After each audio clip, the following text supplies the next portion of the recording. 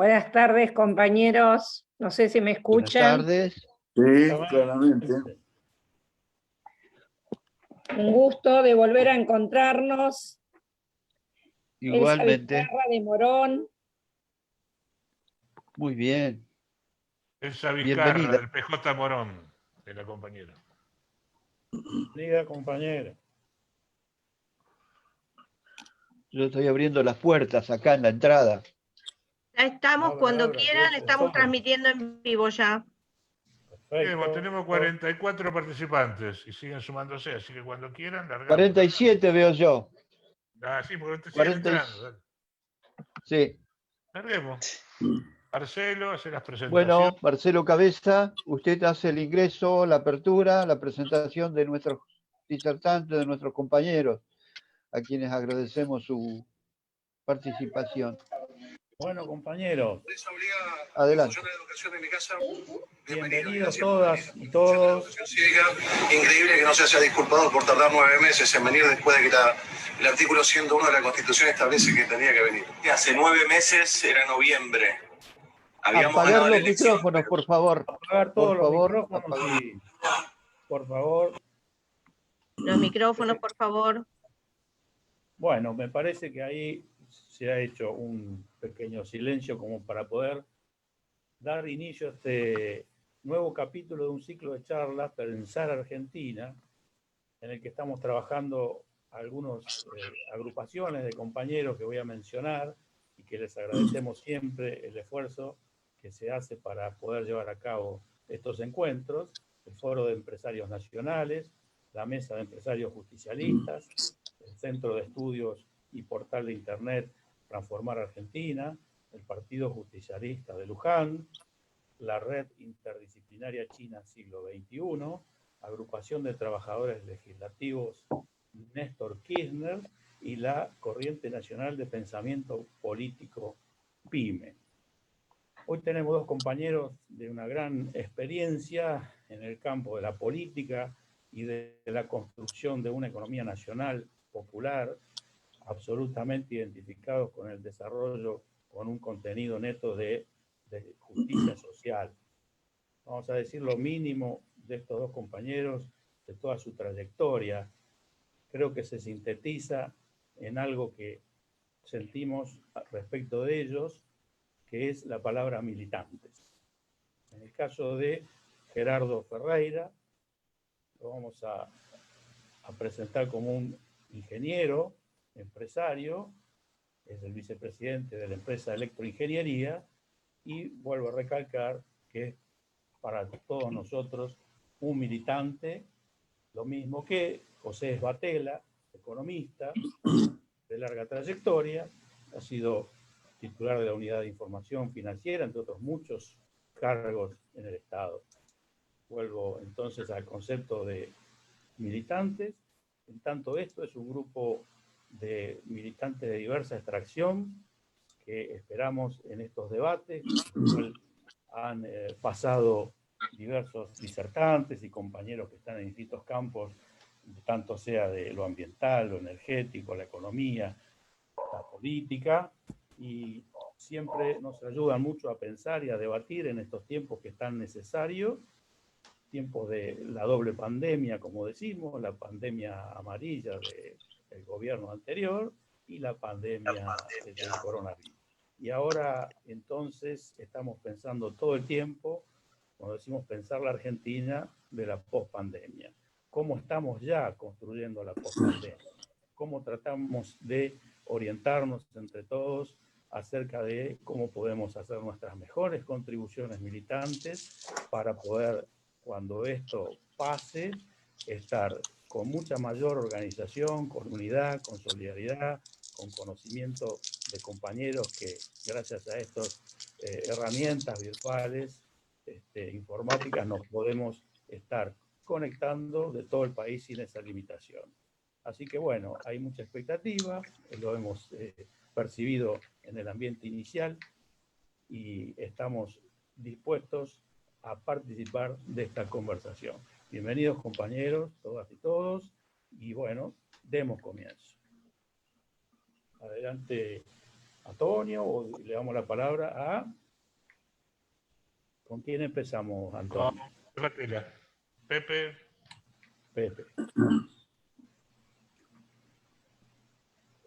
Pepe Batero, Ahí tiene estoy. micrófono. Ahí desbloqueé el micrófono. Ahí está. Ahí está. Ahí estamos. Perfecto. Bueno, compañeros y amigos y compañeras. La verdad es que es un gusto retomar esta, no sé si son la misma o en un universo parecido al que tuvimos en una reunión que presentamos un libro a fines de año, por ahí, que tenía que ver con la etapa que se iniciaba ahora.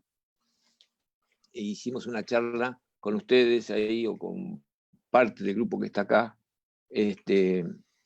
Y en ese momento, un poco la visión que quisimos transmitir era cómo interpretábamos desde la economía, pero también desde la acción política, la etapa que venía, englobando todos estos procesos de nuestra historia y de nuestra militancia, con una visión que un economista egipcio contemporáneo y ministro de Nasser, y que pudo seguir todo el proceso de globalización y los conflictos de los países centrales y los periféricos, planteó como procesos virtuosos de resistencia en el esquema de la globalización que venía ganando y sigue dominando todo el esquema liberal y neoliberal en la economía mundial.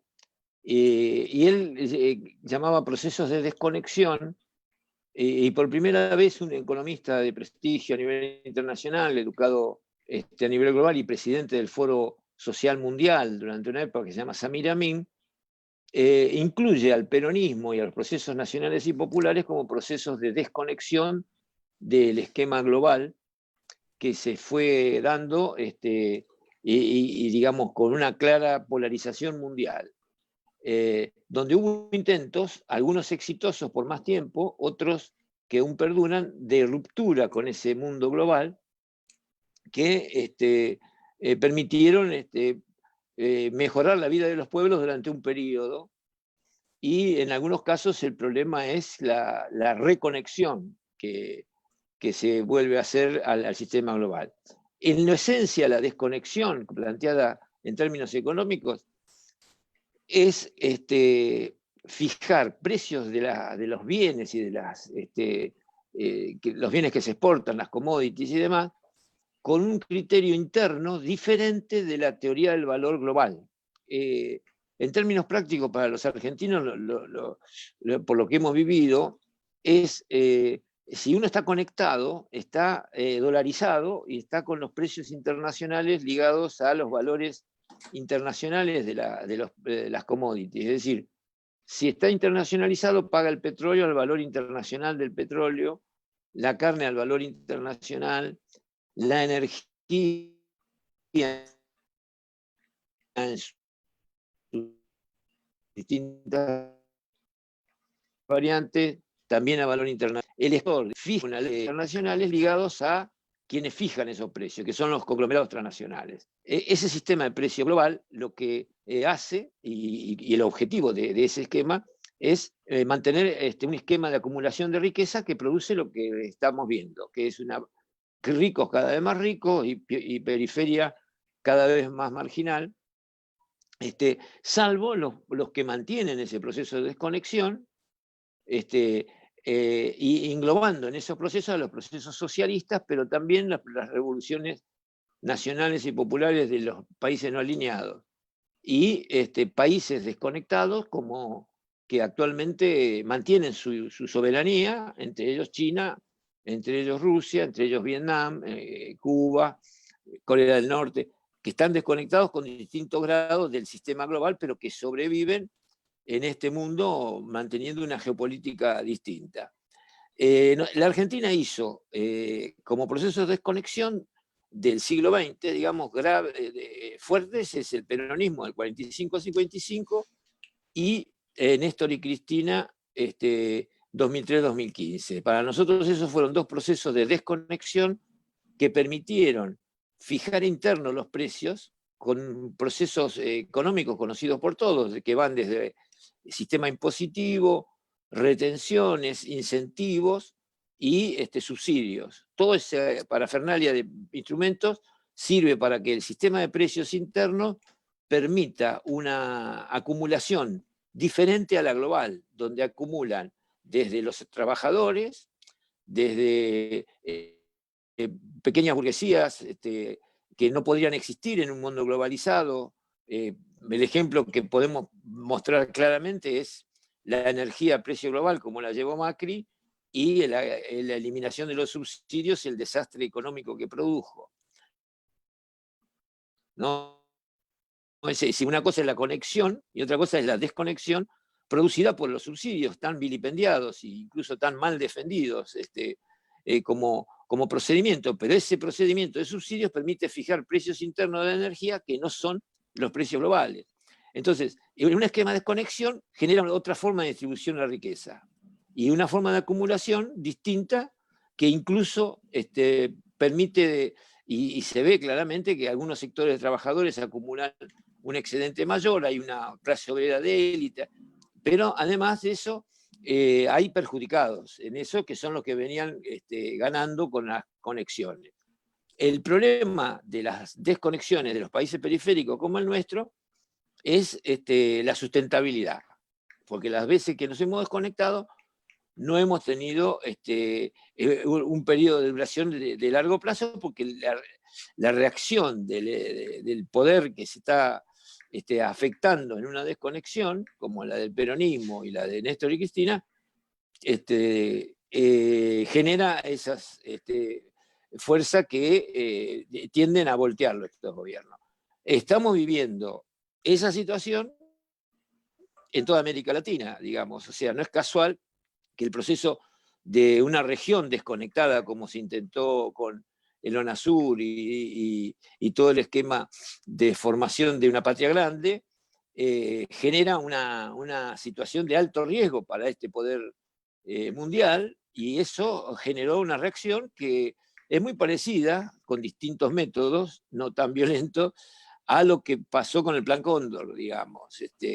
Creo que nosotros estamos asistiendo en los colaterales del Plan Cóndor 2, que es el lawfare, que funciona como un sistema de reacomodamiento de los países que intentaron un proceso de desconexión. Estamos en plena batalla latinoamericana en eso, y antes de pasar la palabra, yo quiero recordar que en el marco externo, todos los espacios nacionales, populares, internos, estamos obligados a defender los procesos latinoamericanos como la posibilidad de recuperar esos espacios. Así que tenemos una agenda de las elecciones en Bolivia, las elecciones en Ecuador este año, y probablemente hay sectores aliados a estas desconexiones. En Estados Unidos está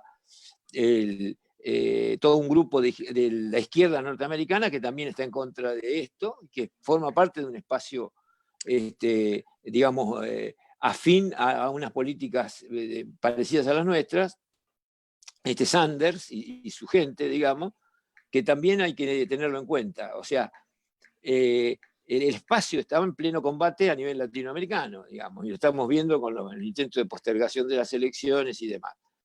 En ese marco de intento de la tercera desconexión, que es lo que de alguna manera nosotros pensamos que se inició el 10 de diciembre, aparece un gran problema con 5 monopolios. Y yo voy a decir esto y después la seguimos charlando. Hay 5 monopolios que identificados como objetivos por los conglomerados transnacionales, que empiezan a disputarse inmediatamente que aparece un esquema de intento de desconexión de esa globalización, que hay que insistir, no es una desconexión política y autónoma del mundo, es una desconexión del sistema de valores, de precios que ponen ellos, lo que implica acuerdos bilaterales o multilaterales con otros que de alguna manera están en ese proceso en otros continentes, en Asia, en África. Es decir, el tema de los BRICS en su momento estaba atrás de este esquema. En este momento, entonces, esta posibilidad de iniciar la desconexión implica 5 monopolios en conflicto. El primero es el de los recursos naturales, el monopolio de los recursos naturales y la apropiación de las rentas de los recursos naturales. Apenas asumimos nosotros ya estábamos con el tema de la energía y los precios de la energía. Congelar los precios de la energía es un intento de desconexión de la dolarización anterior. Ese es un conflicto que normalmente en la historia termina en denuncia internacional.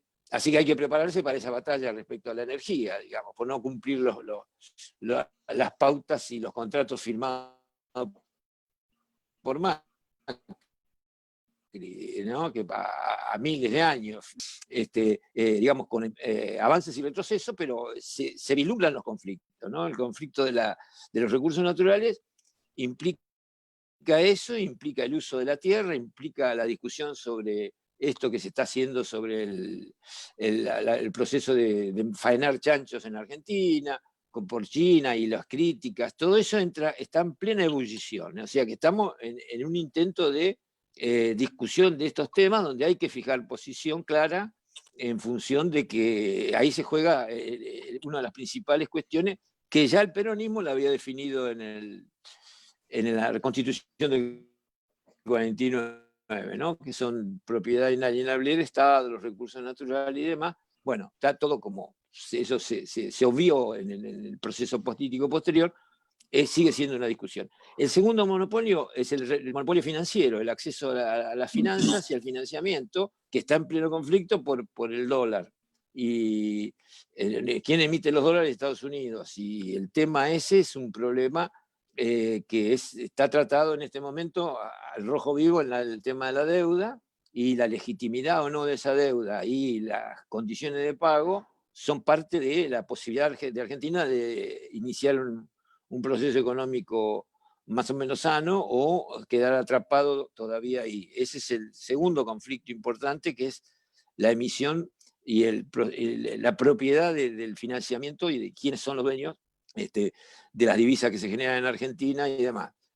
El tercer monopolio es algo que nosotros lo tenemos resuelto en la historia del peronismo, que es la investigación y el desarrollo propio, autónomo, que es de las patentes, digamos, y es la posibilidad que Argentina intentó, tanto en el peronismo como en Néstor y Cristina, de tener autonomía en la investigación científica y tener fuerza propia de investigación que pueda servir a un proceso económico, digamos. Eso se intentó con Perón y sigue vigente en la industria nuclear, por ejemplo, y la industria armamentística de Argentina, que debe ser uno de los pocos países de América Latina que se lanzó a hacer eso.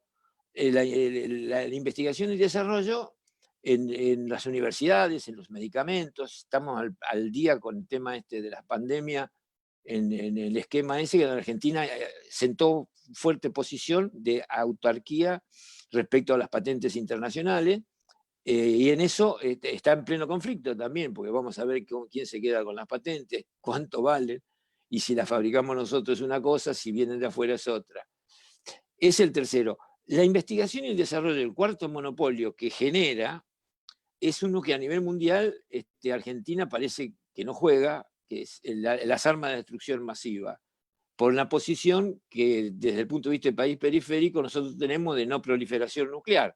Pero sí es cierto que nos cuidan muy de cerca a nosotros porque somos industria nuclear y somos exportadores de plantas de energía nuclear.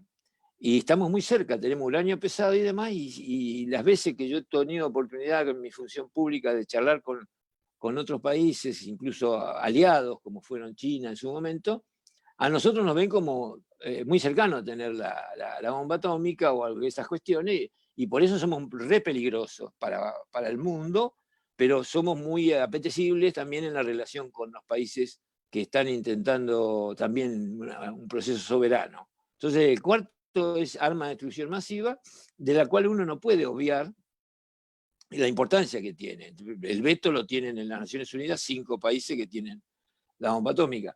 No entran a Corea del Norte no porque les guste, no tengan ganas, digamos, ¿no? Entonces, esa visión de tener una infraestructura preparado, como decía Perón en el 45, para la nación en armas por eventuales situaciones, no es de olvidar, digamos, porque Perón lo dijo bien en una conferencia en la Universidad Nacional de La Plata, cuando habló de la nación en armas, lo que significaba tanto es en el aparato productivo integrado y con industria de base y demás, como en la población sana y bien preparada como para tener un conflicto. Esa era la visión de él. Ese es el cuarto monopolio. Y el quinto, que es el que determina la legalización de los otros, es el poder de los medios de comunicación. El poder de los medios de comunicación está en pleno combate, y lo vivimos diariamente, lo vivimos en la época de Néstor y Cristina, y esa situación, esta pelea por los 5 monopolios, tiene distintos actores, pero se desarrolla tanto a nivel espacial, a nivel territorial, en cada ciudad, en cada provincia, estos 5 monopolios están en combate. A veces le toca un protagonismo muy fuerte a una región, por ejemplo, en el caso de Vicentín, o en el caso de donde hay recursos naturales fuertes, o con capacidad de existir, donde hay litio, por ejemplo. Todo esto, a mí y a nosotros, ¿qué nos parecía cuando escribimos este libro sobre la desconexión y lo que iba a pasar? Nos parecía que era importante tener un marco teórico que englobara todo este proceso en una especie de guía de conflictos, digamos, porque la verdad que cada uno de estos monopolios tiene una infinidad de precios internos en combate, donde se juegan los precios de los productos hacia adentro y hacia afuera. Y los instrumentos del Estado los maneja el poder de regulación del Estado. Entonces, el desarrollo de este combate implica una gran articulación del poder de policía del Estado en la regulación de este conflicto, y uno, digamos, por haber estado y haber pertenecido a toma de decisiones de ese poder de policía en distintos lugares, se asusta un poco por la lentitud que yo veo, por lo menos en apropiarse del poder de policía ese del Estado. La regulación del Estado tiene organismos muy fuertes, la UIF, la FIP, el ANMAT, la Comisión Nacional de Valores, el Banco Central, las direcciones de rentas de las provincias, las direcciones de rentas municipales y todo el sistema de habilitaciones. Todo ese sistema regulatorio se mueve en función de la elección, de una elección. La elección define quién manda en esos lugares, pero la estructura de toma de decisiones de eso es un laburo de militancia muy fuerte, porque no está claro que uno cambia el director y cambia lo de abajo lo que hace. Entonces, la sensación que uno tiene cuando inicia esta pelea de intento de desconectarse y armar de vuelta una geopolítica de alianzas amiga, es que tiene que tener una estructura que sostenga esto y que además permita, por ejemplo, manejar desde el punto de vista técnico, como desde el punto de vista legal, o como desde el punto de vista del funcionamiento de la justicia, que ahora estamos en plena reforma. Entonces, por ese lado están las limitaciones. Pero lo que sí hay que tener conciencia de que esto se inicia un proceso de conflicto donde otra vez se va a disputar con más suerte o menos suerte que en los otros procesos de desconexión una larga batalla. Y eso, los que estamos con edad ya sabemos cómo puede terminar, puede avanzar o podemos perder. Así que, bueno, esa es mi visión. Yo quedo disponible para charlar después ustedes. Gracias.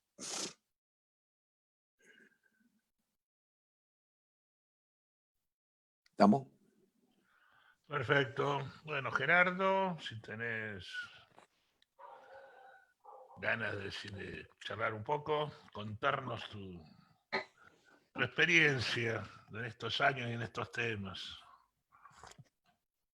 Bueno, es como que tengo la palabra yo ahora. Exactamente. Bueno, En primer lugar, sí, por supuesto, tengo muchas ganas, la verdad que da gusto reunirse con compañeros de esta trayectoria, de esta, digamos, que compartimos, con los que compartimos luchas, compartimos sufrimientos, compartimos convicciones, quizás con muchos.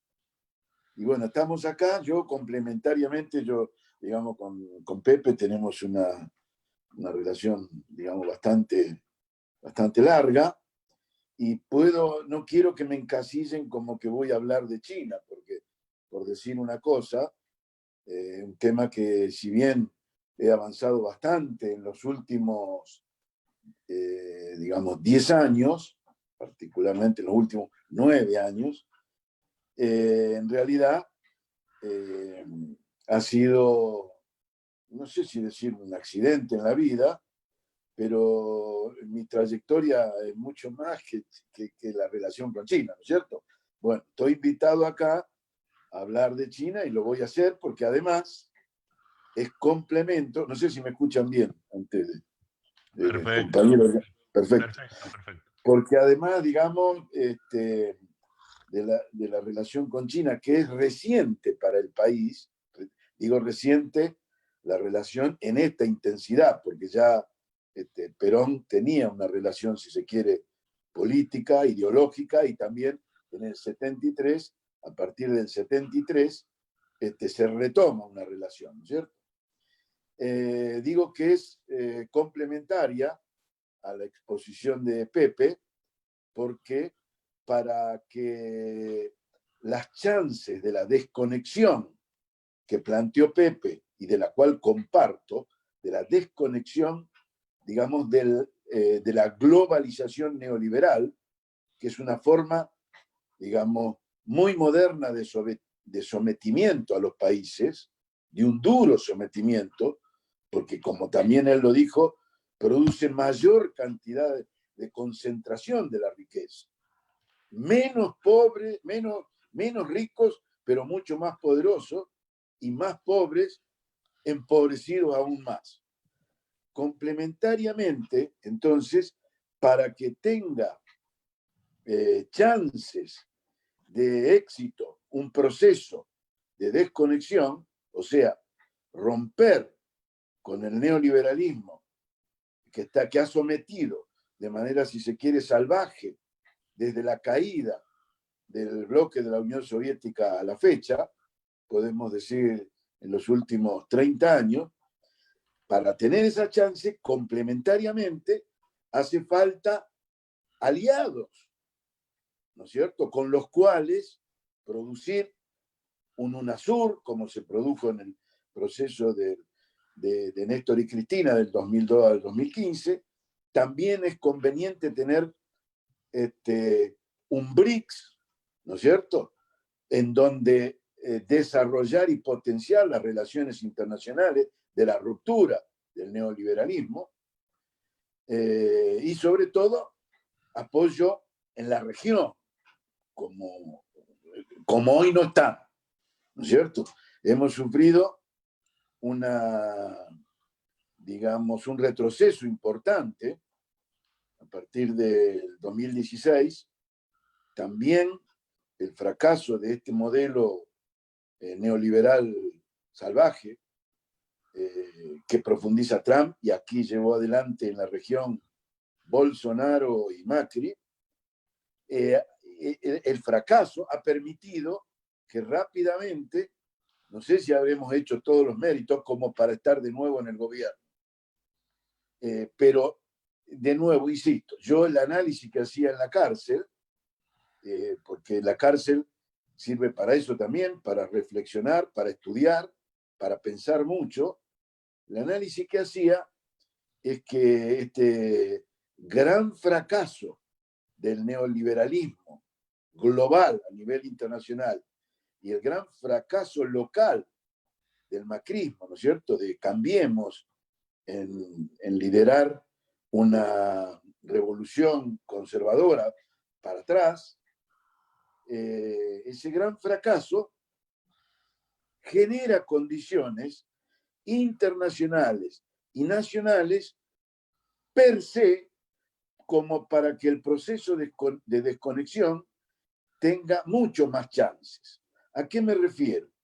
Me refiero a que la crisis internacional de Lehman Brothers del 2007-2008 se combina con la mayor presencia internacional de China, que irrumpe en el escenario internacional con una política digamos, de salir desde China hacia el resto del planeta por necesidad propia.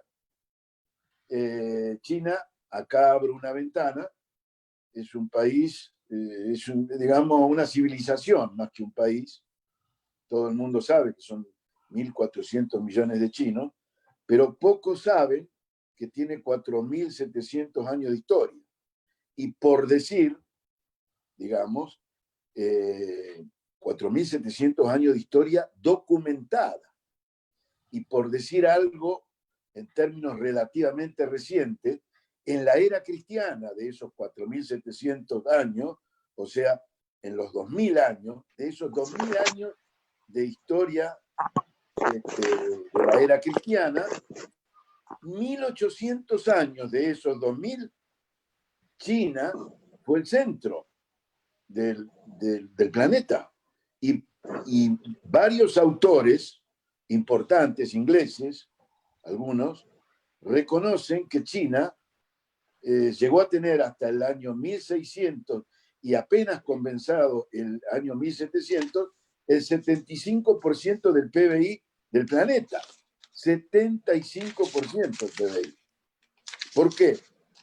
Porque incluso ustedes saben que este continente en el que está en disputa hoy, que es América Latina, fue descubierto por error, porque Cristóbal Colón, igual que Marco Polo, ya desde el año 1400, iban en busca de las especies, el camino de las especies, pero era el camino de las especies, el camino de la seda, el camino de la imprenta, de la cerámica, de la brújula. Todo ese camino era en realidad ir al imperio, que era China, que en definitiva significa eso, el imperio del centro, el país central. Y entonces, estos últimos 200 años de historia reciente, China fue sometida hasta la revolución de Mao, fue sometida por los países de Occidente, que en ese periodo de la revolución industrial hasta la caída del imperio en China, o sea que son algo así como un siglo y medio, en ese periodo Occidente tomó la vanguardia y logró avances importantes en todos los 5 órdenes que plantea Pepe, ¿no es cierto? Muy importantes en un siglo y medio en el plano de, bueno, justamente de la producción industrial, de la capacidad de destrucción masiva con su armamento, de los medios de comunicación, de la ciencia, la innovación, el desarrollo y también de la salud. Todos esos avances los tuvo Occidente en el último siglo y medio. Hasta que, y acá vuelvo, hasta que la revolución de Mao, ¿no es cierto?, con el Partido Comunista a la cabeza, produce un cambio en la correlación de fuerzas, particularmente en una primera etapa política, de 1949, que toman el poder, hasta 1976, que muere Mao, es digamos, un cambio en el orden internacional, porque ya en ese momento, a partir de 1949 y la toma del poder, octubre del 49, se suman ya la Unión Soviética que existía y su área de influencia, y ya un 40% o un 37% de la población mundial estaba en ese momento en manos del campo socialista, la versión de la Unión Soviética y la versión china. A la muerte de Mao, y acá viene un proceso interesante, Estados Unidos, que ya era el líder de una de las dos grandes potencias, se da la estrategia, a partir del 76, yo diría del 72, antes de la muerte de Mao, la estrategia de intentar dividir el campo socialista en dos partes. Ustedes deben recordar seguramente el viaje de Nixon y Kissinger en 1972, un viaje secreto. Ya en ese momento China tenía algunas diferencias importantes con la Unión Soviética y quería un desarrollo importante. Y en vida de Mao, todavía del 72 al 76, se inicia un diálogo con Estados Unidos, pero que es un diálogo político. Pero a partir de la muerte de Mao, 1976, esa relación incipiente que inició Kissinger y Nixon, llevan a que el ala, digamos, esto es una caracterización mía, ¿no? El ala pro desarrollo industrial en China, que está liderada por Deng Xiaoping, es la que triunfa dentro del partido y comienza un acercamiento que ya a finales de los 70 y comienzo de los 80 implica una especie, después particularmente del 75, que es cuando se produce la derrota de Vietnam, de Estados Unidos en Vietnam, hay un conflicto en el 79 entre la Unión Soviética y China, con un conflicto breve pero sangriento, que ya convence a la dirección del Partido Comunista Chino de apoyarse en Estados Unidos y diferenciarse en el bloque socialista. Estados Unidos, a partir de ahí, tiene el objetivo de consolidar esa división del campo socialista, porque es muy peligroso la presencia conjunta de dos tipos de socialismo para enfrentar dentro de la Guerra Fría. Y profundiza la alianza con China a través de inversiones, digamos, inversiones industriales en varios órdenes, que al comienzo se producen en una zona específica de China, que la define Deng Xiaoping como las zonas económicas especiales, que son las zonas de la costa, Cantón, Macao, Fujian, etc. Son 3 o 4 provincias, zonas especiales económicas donde el Partido Comunista Chino decide, ¿me están escuchando bien? Porque me apareció como, ¿sí? Perfecto. Perfecto. El Partido Comunista, ya liderado después de la muerte de Mao por Deng Xiaoping, decide probar esta alianza con Estados Unidos, para que Estados Unidos y el resto de Occidente, liderado por Estados Unidos, lidere la inversión en China de plantas industriales de diferente tipo de industria, para que China pueda tener acceso al trabajo, al progreso, al desarrollo, en fin. Y a partir concretamente de los años, del año 90, o sea, los últimos 30 años, esa experiencia que se hizo en la zona costera de China, que fue en 5 años, en 4 o 5 años, mostró un crecimiento muy importante de la economía, convence a la dirección del Partido Comunista en China de que es necesario trasladar la forma de desarrollo de las zonas especiales al resto de China. Esto debe haber ocurrido precisamente en simultáneo con la caída del bloque soviético, que fue en el año 89-90. Esa caída convence a China a trasladar el modelo de las zonas económicas especiales al resto de China. Y a partir de ahí, ocurre un proceso de desarrollo en los últimos 30 años en donde China logra en 30 años, en menos de 30 años, diría yo, casi 25 años, lo que a Occidente le llevó 200 años.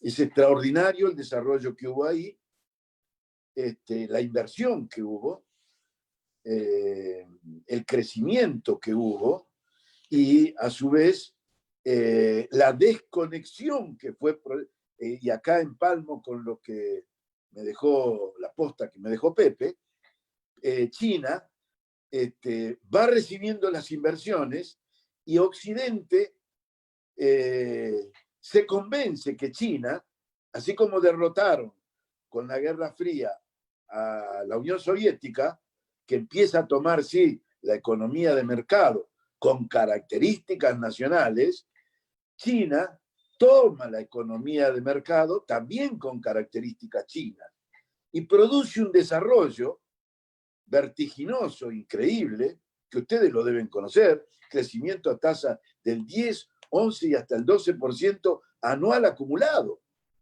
en China.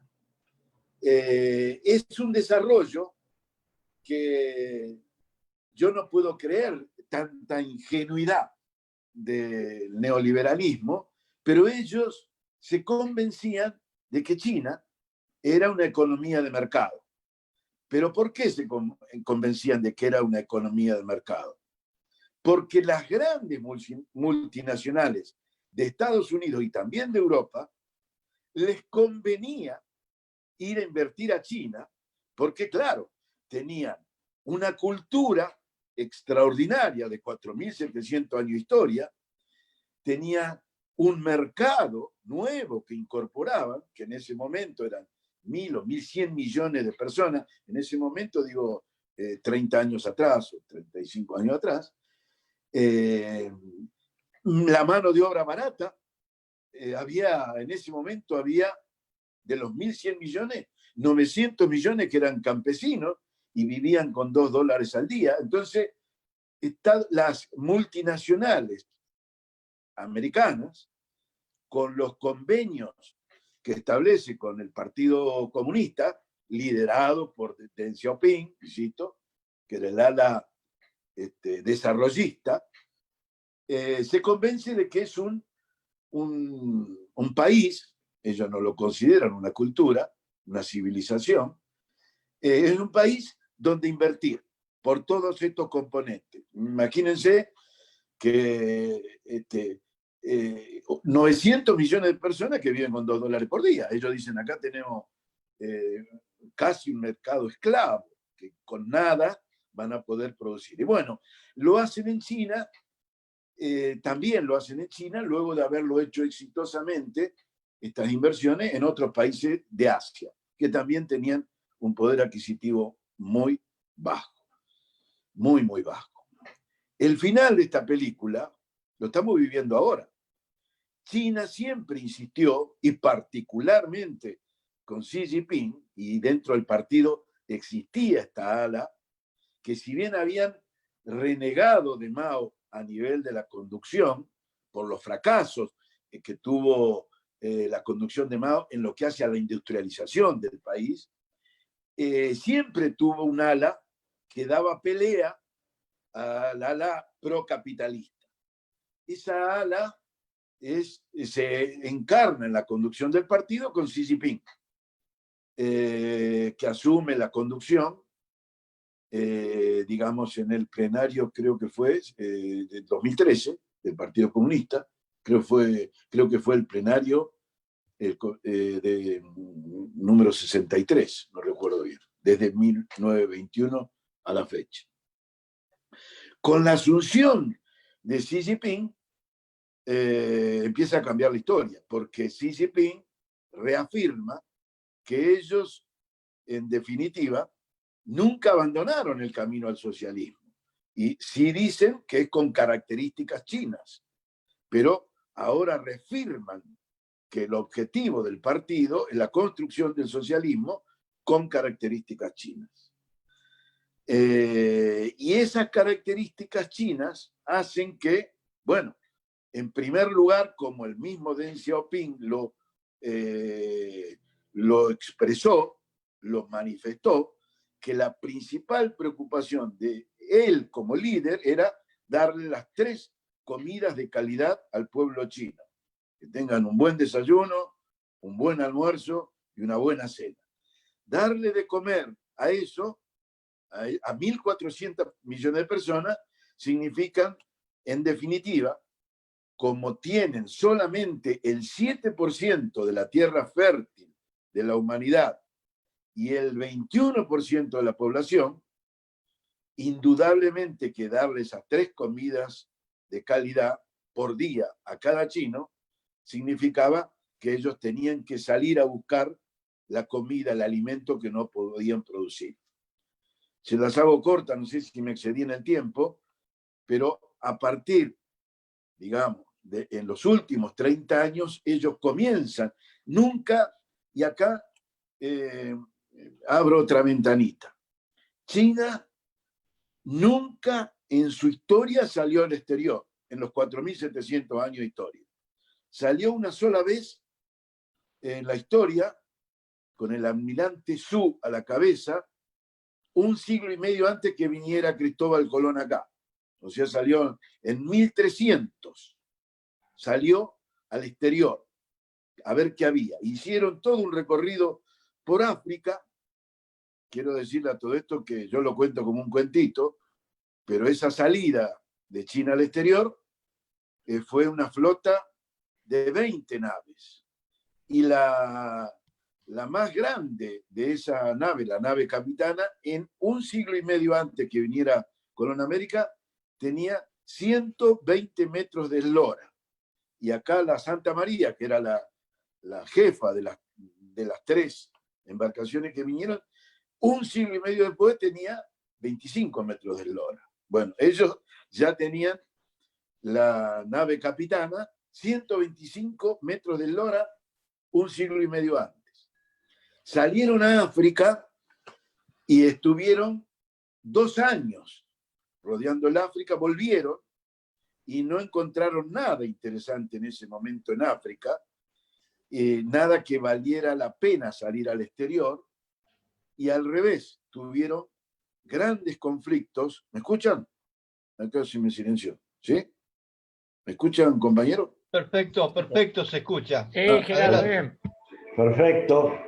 Bueno, a ver. No, me apareció un silencio, un mute. Y al contrario, cuando vuelve el almirante Zhuo a China, esa excursión, digámosle, al exterior, había tenido que ser costeada por China, fueron gastos muy importantes y sin ningún fruto. Después de 2 años, eso le trajo rebeliones en la propia China, porque aumentó el gasto público y ellos tuvieron que aumentar los impuestos. Entonces, una sola vez en la historia salieron, en 4.700 años de historia, y luego de esa experiencia fallida, no quisieron volver a salir. Salen ahora de nuevo, cuando digo salen ahora, salen en estos últimos 30 años, primero a vender sus productos en el exterior, luego a conocer mercados con los cuales producir alianza, y esta tercera etapa que se inició, digamos, en los últimos 5 o 7 años, salen también a invertir en el exterior para, desde el exterior, proveer a China todo lo que necesitan para que los chinos, cada uno de los chinos, tenga esas 3 comidas diarias de calidad. Y además, para que le puedan aportar, seguir aportando esas salidas y esas alianzas, todo lo que necesita en la República Popular China para sostener este grado de crecimiento. Que ahora, con la pandemia, ya tienen ahora, si se quiere, un doble rol, porque ahora claramente han pasado a ser la primera economía del mundo, puesto que la pandemia a ellos los afectó en una especie, viéndolo desde el punto de vista económico, de una especie de V corta, muy aguda, ya rebotó la economía y ya están tomando ritmos, digamos, previos de crecimiento a la pandemia. Entonces ahora tienen un doble desafío: sostener ese crecimiento y sostener la posición de primera economía del mundo. Para eso, ellos es que esas alianzas que ahora llegan a América Latina, que es un territorio en disputa, y también llegan a toda Europa. Es el camino de la seda, el nuevo camino de la seda. El viejo camino de la seda era el que tenían allá por 1300, por el 1400 y hasta el 1500. Y ahora cierro la ventana principal y lo instalo en el complemento de la desconexión que empalma con lo del compañero Pepe. El planteo del nuevo camino de la seda ya lo firmó Cristina en el 2014-2015, que se llamaba en ese momento la Alianza Estratégica Integral, que China quiere firmar con Argentina, como muy interesado en desarrollar esta alianza, que en ese momento cuando se firma, en el 2014, no estaba Trump. Y todavía Estados Unidos tenía las pretensiones de seguir liderando la globalización neoliberal que lideró Obama. Eso condujo, digamos, a la continuidad de la crisis del 2008 y termina, por decir, ahora, en el 2019-2020, con un nuevo hito de explosión de esa crisis financiera, que es la crisis del fracking, de la burbuja del fracking, que la hacen estallar una alianza internacional entre Rusia y Arabia Saudita para golpear a la economía americana y derrumbarle la industria del fracking, que es la que sostenía el autoabastecimiento energético americano. Esa alianza entre Rusia, un gran productor de gas y petróleo, con Arabia Saudita, yo creo que hacen un tándem de primero y segundo, grandes productores de gas y petróleo convencional. Esa alianza se posibilita porque ya el liderazgo de Estados Unidos en la globalización con el modelo del neoliberalismo salvaje, que habló Pepe y que yo refrendo, menos ricos, más poderosos y más pobres, más empobrecidos. Ese modelo entró en crisis severa y hay un nuevo orden internacional que asoma, que se asemeja a las condiciones, esto es lo que yo pensaba en la cárcel, del 1810, donde el modelo del imperialismo español y la modalidad de gestionarlo, que era extraer solo el oro y la plata, y que solamente podíamos comerciar con la metrópoli, condujo a que surgieran burguesías como las que surgieron acá, comerciales o incipientemente ganaderas, en 1810, la representación de los hacendados con Moreno, que se rebelan, que quieren comerciar, que quisieron comerciar y lo lograron, rompiendo la esclavitud que significaba el imperialismo español, que no le daba lugar al desarrollo de su colonia, salvo que produjeran oro y plata. Ahora, o sea, las divisas de aquel momento. Ahora, nuevamente, se pone en desafío este orden neoliberal y la desconexión, ¿no es cierto? La desconexión significa también salir, desdolarizarse. Desdolarizarse es también hacer acuerdos como con China de monedas. Ese es el desafío que está prosperando hoy que rompe el orden internacional, y en eso nuevamente el peronismo con Néstor y Cristina es avanzado, profundiza la desconexión que inició Perón y la llevó adelante hasta el 55, la profundiza, ve el nuevo orden internacional que representan China, Rusia, Irán y sus aliados, también la India, que participó en el BRICS, también Irán, ¿no es cierto? Ven también Brasil, por supuesto, hoy no, pero quizá mañana pueda volver al redil, porque está fracasando estrepitosamente Bolsonaro, ven ese nuevo orden y se deciden a realizar acuerdos no solo de desconexión, sino acuerdos que den gobernabilidad al país.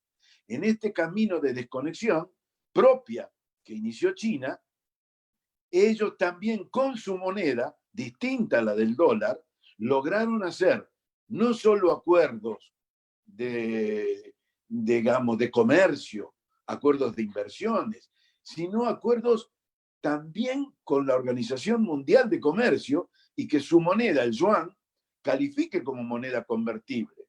Fíjense que esa medida permite que hoy la Argentina, que tiene la mitad de las reservas, hoy y con el macrismo también, que tiene la mitad de sus reservas en yuanes, tenga gobernabilidad sostenida por un acuerdo firmado con China, que hoy, ¿no es cierto?, le da gobernabilidad a la Argentina, porque si no tendríamos la mitad de las reservas que tenemos, que son pocas.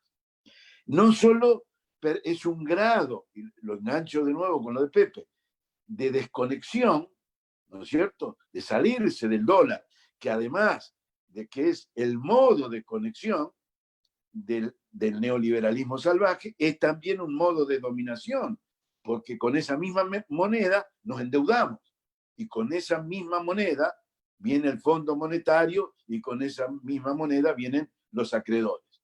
Ese es el modelo de conexión. El de desconexión es China y es Rusia, que quieren venir a invertir a la Argentina por necesidad propia, ¿no es cierto?, de crecer, de sostener su crecimiento, y por necesidad también de la Argentina, que tiene, el principal cliente que tiene hoy la Argentina, de todo lo que produce, es China. Y otro cliente muy importante es Rusia. Y otro cliente también importante es Irán. Por eso acá la desconexión y los nuevos acuerdos y la firma del Camino de la Seda, del nuevo Camino de la Seda, es casi una política de hecho, de darle gobernabilidad, sostenibilidad a su reserva, abrir las puertas para que haya inversiones, etc. Pero bueno, no los quiero aburrir más, quería complementar, entonces orienté mi charla sobre China a que es un complemento de la desconexión que correctamente plantea el Pepe. A partir de ahora, cedo lugar a las preguntas y o al organizador que decida cómo continuar. La verdad, muchas gracias, Gerardo. Cuando te convocamos no era solo China, era también escuchar tu opinión sobre cómo está la situación política y económica actual. Digamos. Lo de China fue una propina porque es un tema que se viene y que hay que discutirlo y hay que instalarlo. Es la gran pelea que viene, digamos. Pero también nos interesaba escuchar tu pensamiento sobre cómo está la situación política en este momento. Pues tenemos frentes de batalla muy complejos en lo interno, digamos. ¿Cómo lo estás viendo? A ver, entendí mal entonces la consigna. No, eran las dos cosas. Eran las dos cosas. Bueno, no, una porque introducción de lo local y ver cómo venía lo de China. Lo de China, la verdad, fue muy interesante. Bueno, yo en la próxima convóquenme a hablar de la situación nacional. Yo quiero competir con Pepe. No sé. ¿Cómo? Paola, ¿estás por ahí? Si usted, O Raúl, digamos. Raúl, Hoy estoy acá. Ah, está bien, Raúl, porque ustedes tienen el control, así que cedan la si me- palabra. Fíjense quién está pidiendo la palabra. No sé. si me permite, señor. a Gerardo, Sí. Argentina tiene próximamente que encarar su reconstrucción, tanto por el periodo macrista, los daños a la economía, a la Argentina y esta pandemia mundial. La pregunta está por el lado de China, la reconstrucción argentina, la nación y la no pérdida de soberanía. ¿Cómo lo ve usted? Como, si bien es muy, muy amplio, muy grande, muy general, pero ¿cómo ve usted esos aspectos? La intervención, la relación con China del país. Bueno, a ver cómo hacemos una apretada síntesis. En primer lugar, todos ustedes deben conocer la muralla china, que es, como dicen, una de las pocas cosas que se ve desde la estratosfera. Esa muralla, ellos la construyeron, tiene 8.500 kilómetros de largo.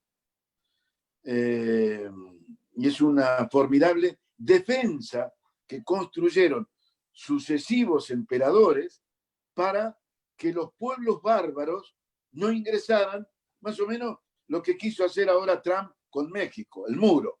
Bueno, ellos construyeron esa muralla para que los pueblos bárbaros no entren al imperio del centro, o sea, a China, no entren, porque era un freno. Ellos no querían tener vínculos con los pueblos bárbaros. Eran, durante 1000 años, fueron el centro del conocimiento del mundo y no querían verse invadidos por los pueblos bárbaros. ¿Cuáles son los pueblos bárbaros? Todo el resto, digamos.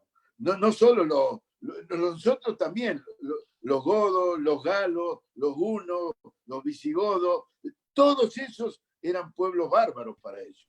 Incluso hasta los árabes, por decir una cosa. Entonces ellos no querían eso. No querían porque no querían que su cultura y sus secretos comerciales, la seda, por ejemplo, fue un secreto comercial que lo tuvieron oculto durante 3 siglos. Nadie en el mundo sabía. Todos iban a comprar o adquirir seda allá, pero no le daban la fórmula de fabricación a nadie. Por eso no querían ellos relacionarse con el mundo. Y aunque nos duela, nosotros, o sea, toda Europa, para ellos, siguen siendo pueblos bárbaros. Siguen siendo, más allá de que han avanzado mucho en la ciencia en el último siglo y medio, como les conté. Ellos no quieren dominarnos, porque no les interesa tener vinculación con los pueblos bárbaros. Lo que les interesa son tener acuerdos que le provean las cosas que ellos necesitan. Ellos saben que no van a poder venir a vivir acá en carácter de dominante o dominarnos. Lo que quieren son acuerdos, eso facilita la relación, digamos, política, la relación comercial, industrial. Y fíjense una cosa, lo que alguien habló, o Pepe creo que habló, Perón fue el que inició en Argentina el desarrollo nuclear. Y hay un monopolio en el mundo que nadie quiere que entren nuevos socios a ese club, que son unos pocos, 8 países que tienen en el mundo la capacidad de destrucción masiva, la capacidad de destrucción nuclear. Sin embargo, China es el único país que está dispuesto a hacer un acuerdo con Argentina para construir la 4ª y la 5ª central nuclear, una de ellas con uranio enriquecido, y transferirnos la tecnología del enriquecimiento de uranio. Eso significa colocarnos nosotros a un pasito de la producción digamos, del desarrollo nuclear para actividades no pacíficas. No sé si me expliqué. Es el único país que está dispuesto a hacer eso. Bueno, eso resume cómo lo veo yo. Lo veo así, de que es una oportunidad histórica Argentina tiene un movimiento nacional que es el peronismo y está en el pueblo y no va a ser dominado por una alianza con un país extranjero.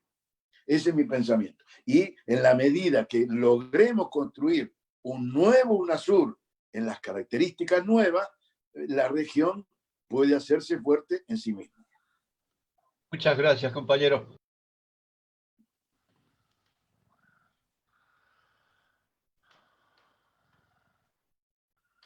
¿Puedo hacer una pregunta? Sí, señor. Sí, sí. Un poco ya adelantó, compañero Ferreira, un poco la pregunta es para ambos, el papel de nuestras burguesías. Mencionó al principio su papel en la Revolución de Mayo, en los comienzos de nuestra independencia. Y ahora hace una referencia al tema de la transferencia tecnológica.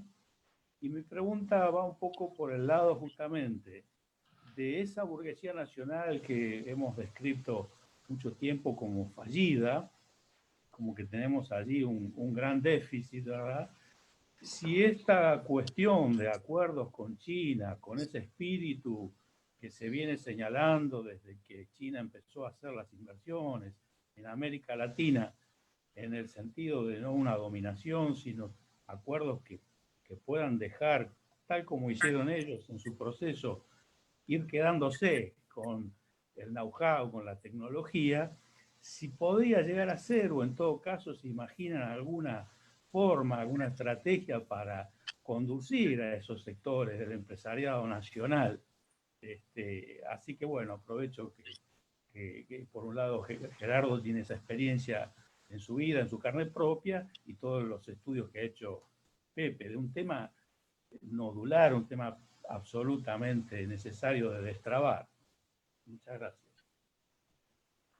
Bueno, no sé si querés contestarle vos, Pepe, pero yo vengo acá, hay algunos que me han visitado en la cárcel y yo tengo, digamos, tenía una propuesta para la salida del desastre que hizo el neoliberalismo de Macri en la Argentina, la destrucción del aparato industrial nuestro, a través de que ahora esa propuesta se fortalece con la presencia también de la nueva destrucción que añade la pandemia, o de nuevo aparato industrial que añade la pandemia. Si quieren lo respondo yo, si no, Pepe, o primero un poco él y después complemento yo, como quieran.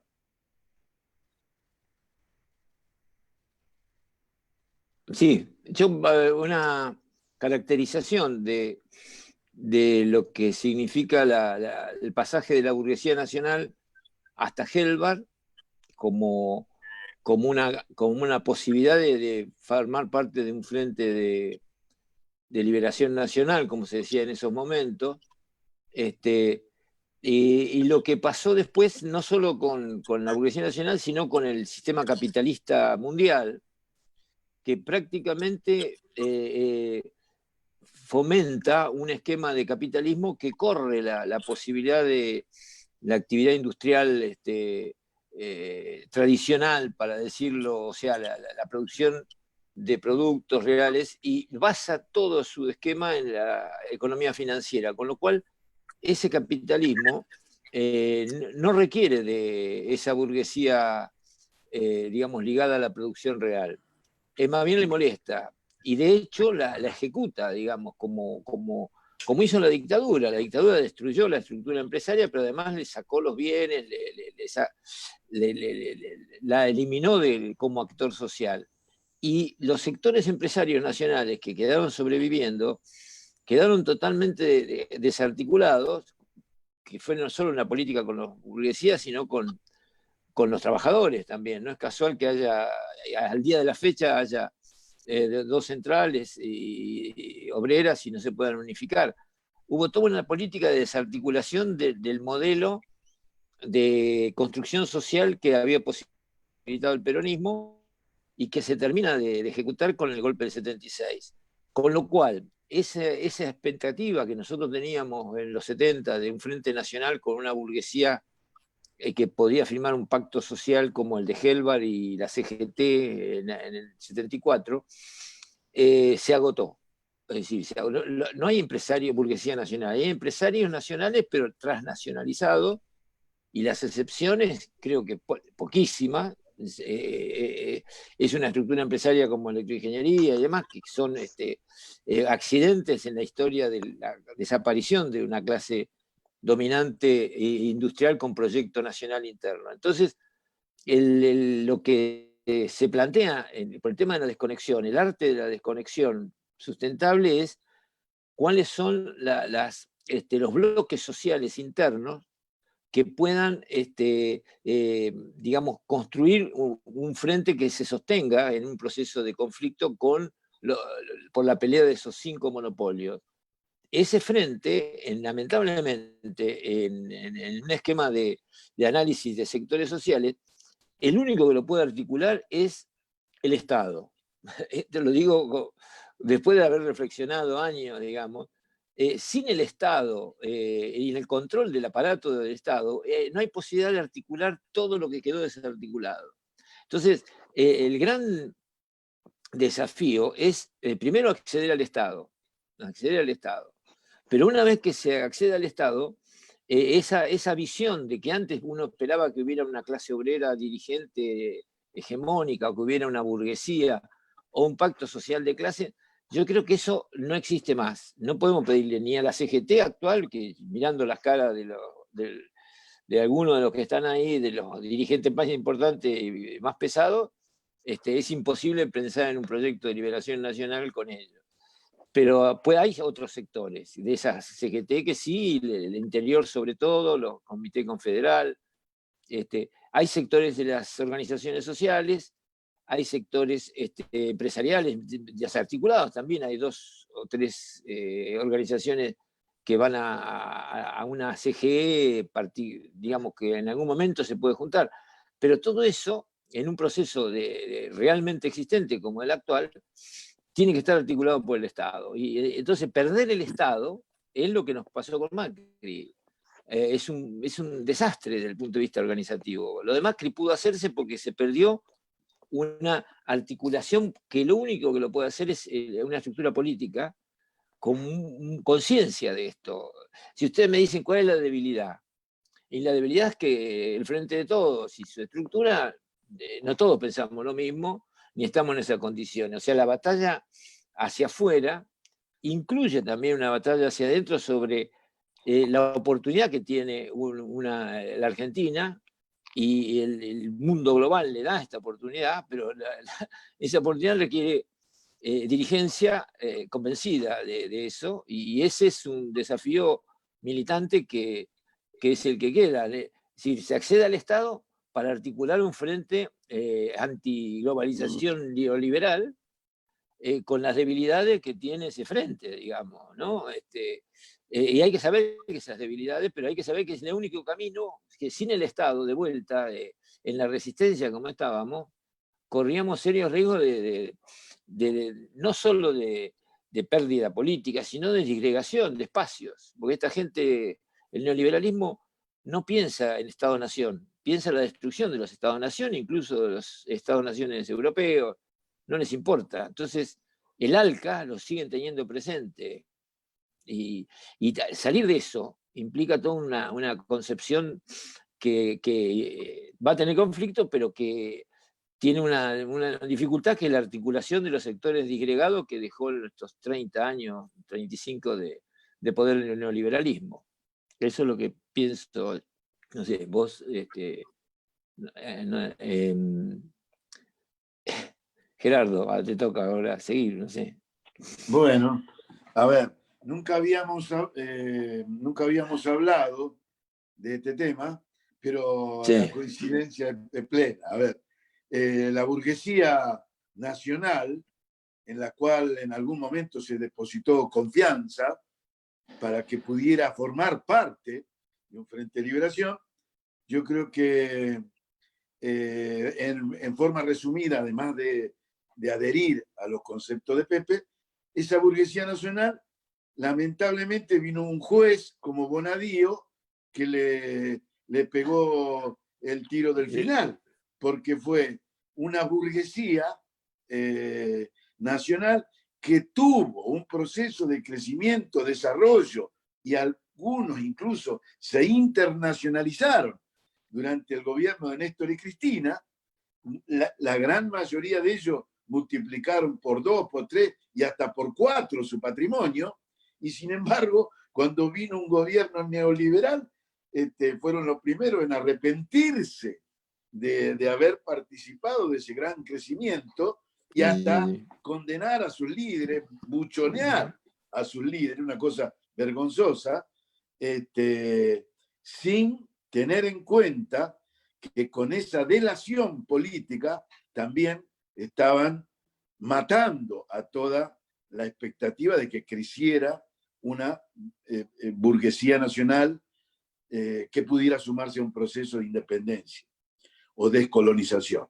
Entonces, en ese mismo orden, yo coincido con lo que dice Pepe, y por eso desde la cárcel planteaba a todo lo que más alguno, seguramente alguno de los que está escuchando, saben y conocen esto, que planteaba que para salir de la crisis de destrucción del aparato que había generado el neoliberalismo, del aparato industrial argentino, había que hacer 2 grandes acuerdos internacionales que ahora se refuerzan con la pandemia, que son acuerdos para la defensa. No hay que perder nunca de vista que debemos tener un desarrollo propio en la defensa para defendernos, con Rusia, con la Federación Rusa, para producir lo que ya se produjo aquí y ahora hay que ampliarlo, que son producir, ¿qué cosa?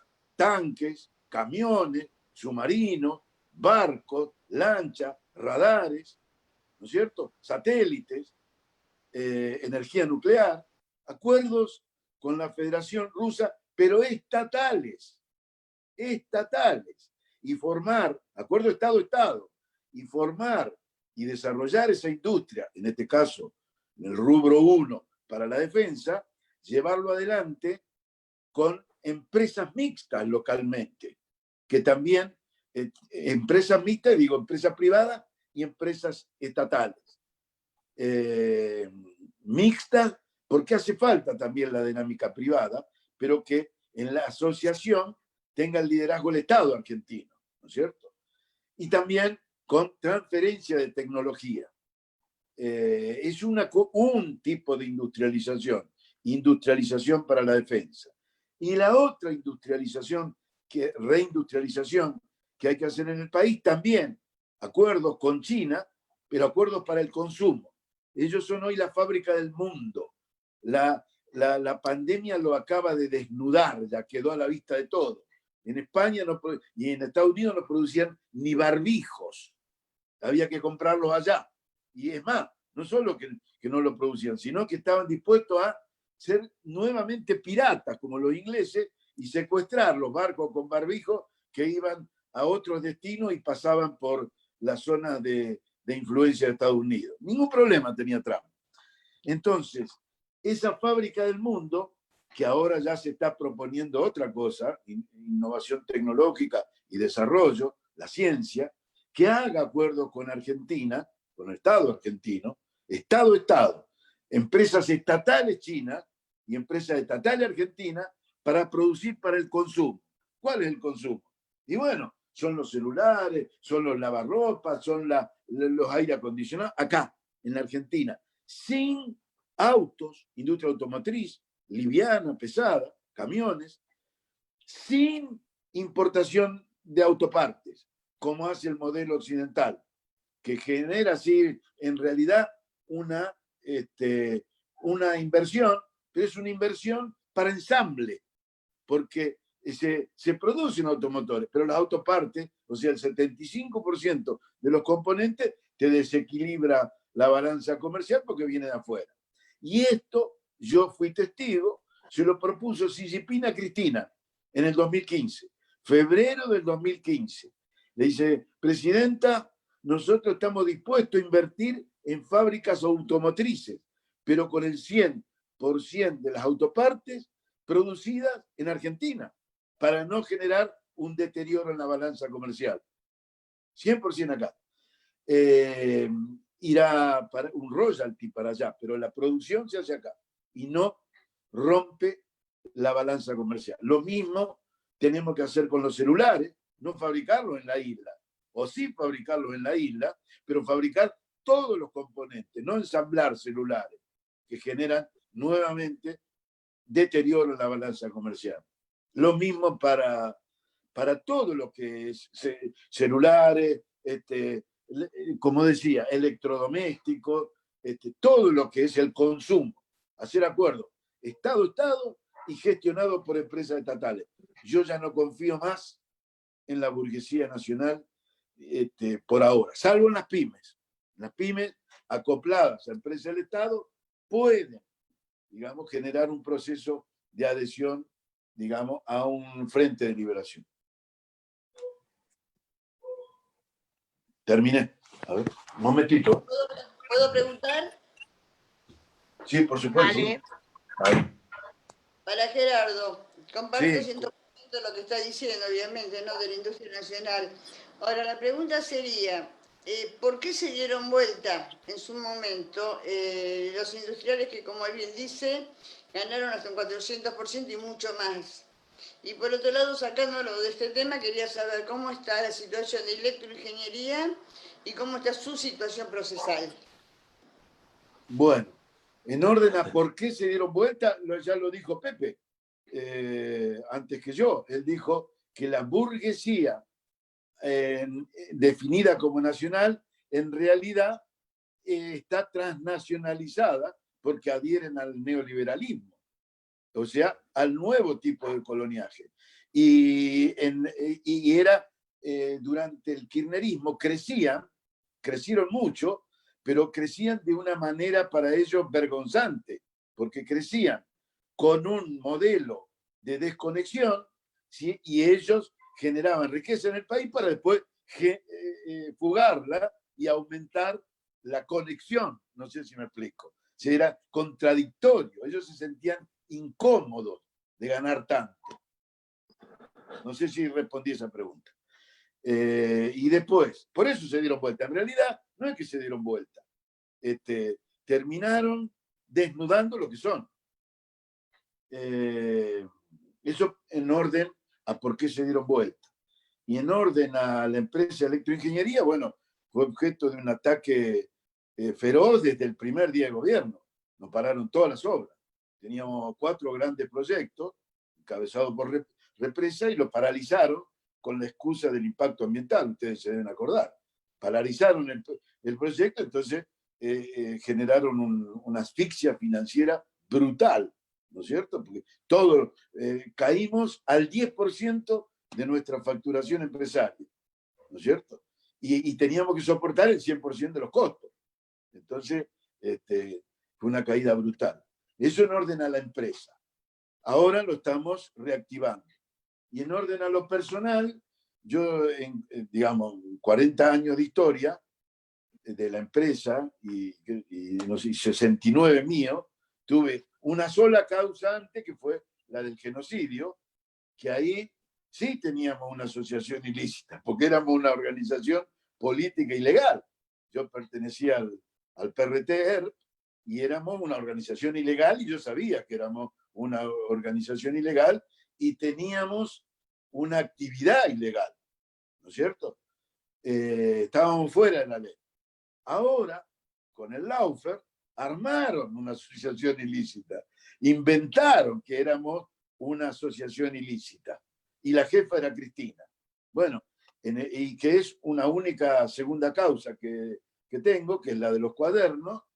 Estoy procesado todavía, excarcelado, y con el fallo de ayer, no el fallo, sino la resolución del Consejo de la Magistratura, se avanzó un paso muy importante en orden a hacer caer la causa, porque se dio por cuestionado como mal hecho los traslados de jueces que se hicieron, lo hizo por decreto Macri, precisamente para tener una Cámara Federal adicta que convalidara todos los desatinos que hizo Bonadío. 2 jueces camaristas, que fueron los únicos 2, no había 3 jueces en la Cámara, había 2, Brugli y Bertuzzi, fueron rechazados sus designaciones arbitrarias, porque no fuimos juzgados entonces por los jueces naturales, sino a dedo, pusieron a 2 tipos para que no para que nos condenen, sino que para que convaliden los procesamientos y la prisión preventiva. Ahora, al quedar cuestionados por el Consejo de la Magistratura, tiene que volver eso al Senado, primero al Poder Ejecutivo y después al Senado. Miren lo que es el Lawfare, cómo nos enredaron a todos. No se sale rápidamente de esto, pero tiene que volver al Poder Ejecutivo para que el Poder Ejecutivo envíe esa resolución del Consejo de la Magistratura y resuelva acerca de si fueron mal o bien realizados esos traslados. Y después creo que, por último, tiene que intervenir la Corte. Con lo cual, al final del camino, que no sé cuánto tiempo llega, van a determinar que fueron mal designados, entonces no están firmes los fallos que consolidaron las decisiones del finado Bonadío. Terminé. Igual que Milagro y todos los compañeros de la Tupac. Perdón, no entendí. Igual que a Milagro y a todos los compañeros de la Tupac. Claro. No están Sí. por jueces como debería ser, sino que por estribos o arribos de Morales. Claro. Muy bien. ¿Puedo hacer una pregunta? Sí, compañero, adelante. ¿Me escuchan? Sí, lo escuchamos. Bueno, saludarlo a Pepe y al ingeniero, que no tengo el gusto de conocerlo, a vos, Pepe, sí. Yo soy compañero de Gustavo Oliva, de calle 13. Ajá. Bueno, la verdad que interesantísimo la charla, agradeciéndole tanto a vos, Pepe, como al ingeniero, que tengo el gusto de conocerlo ahora a través del Zoom. Como ven ustedes, yo más o menos soy una generación parecida a la de ustedes, siempre he militado en el campo sindical, pero bueno, eran otros momentos. Tampoco veo un empresariado nacional, una burguesía nacional, pero lo que me interesaría ver, y el frente, que se ha integrado, siempre el peronismo ha sido frentista, ¿no es cierto? Así que reúne a un montón de pensamientos. Hoy nos encontramos con la pandemia, entonces me gustaría preguntarle, ¿cómo hacemos después, post-pandemia, para empezar a trabajar? Porque, bueno, como dicen ahí los compañeros en los chats, yo creo que hay que, no sé si refundar, pero sí empezar a plantear un pensamiento nacional, popular, del Estado, ¿no es cierto?, sobre el manejo en particular de las cosas que ha dicho el ingeniero, que son la plataforma, obviamente, que ya el general Perón y los sucesivos gobiernos peronistas y en todos los escritos del general Perón están planteados. Lo que noto entonces es, ¿cómo hacemos? ¿Cuál es el camino para volver nuevamente, para que la juventud que no ha conocido al general Perón, se les pueda transmitir este pensamiento que ustedes también explicitan, que nosotros lo conocíamos a través de las unidades básicas? Teníamos compañeros que nos daban charlas y a veces hoy, producto de la pobreza que estamos viviendo, producto de la pandemia, producto de la transnacional y de todo eso que ustedes tan bien han dicho, ¿cuál es la idea entonces que podíamos plantear para volver a juntar, ¿no es cierto?, un pensamiento nacional en todos los cuadros políticos que hoy vemos, que son relativamente jóvenes? Toque algo. A ver si quedó claro mi pregunta. Gracias. ¿Le respondés vos, Pepe, por favor?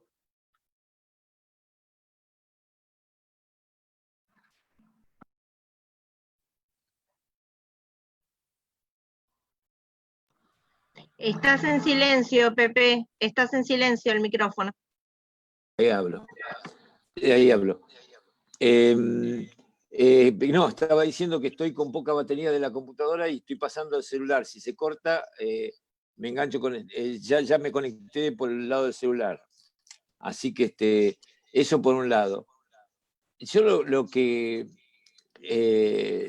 me parece con respecto a la situación, digamos, política que se está abriendo en la Argentina en este momento, es por ahí el esfuerzo que hay que hacer, porque, digamos, no toda la estructura política está con las mismas visiones que requeriría el conflicto que se está iniciando, digamos, ¿no? Y esa situación obliga a tener, que la pandemia contribuye a no tenerlo, un acercamiento y una posibilidad de intercambio mucho más